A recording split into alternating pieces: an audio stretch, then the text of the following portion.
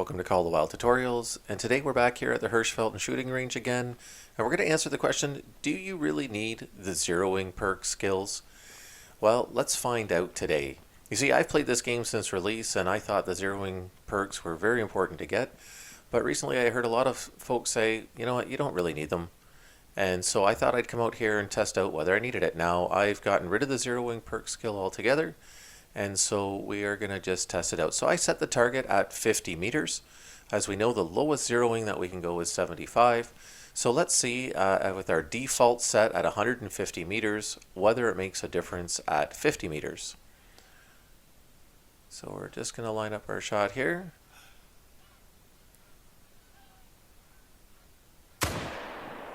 So we can see there, with the default setting of 150 meters, at 50 meters it didn't make a difference. We hit the bullseye pretty good. Little, just slightly, ever so slightly high, but that's really nothing in the long run when you think about it. Let's see what we can do here at 100 meters.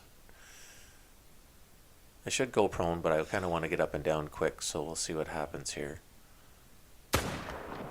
Oh, that was my fault. Hold on here, let's try this again.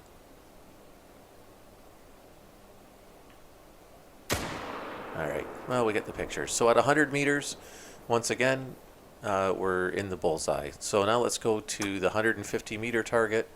Once again, this is what our gun is defaulted for, so let's try it again. So obviously we're expecting it, you know, to hit the bullseye.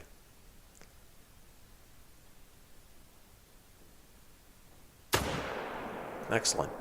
So let's reset this, because now we're going to start going beyond the 150 meter mark and see what happens. So let's go to 200 meters.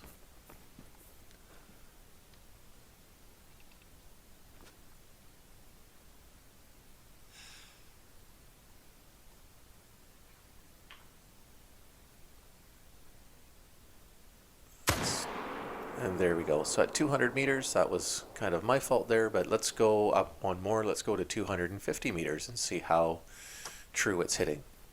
Now, one of the reasons why it does this is ballistics dictates, you know, depending on your shot, that it does have a flat trajectory for a while, but then eventually the bullet will start dropping due to gravity and loss of velocity. So let's see what happens at 250 meters.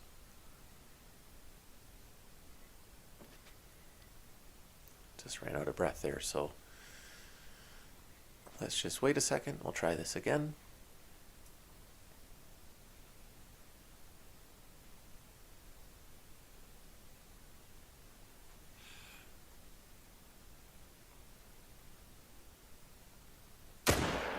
There we go. So we can see now that the bullet has started to drop at 250 meters, but you know what? Still, on a deer, that would be pretty darn good. That would take that deer down. It would still hit the vitals.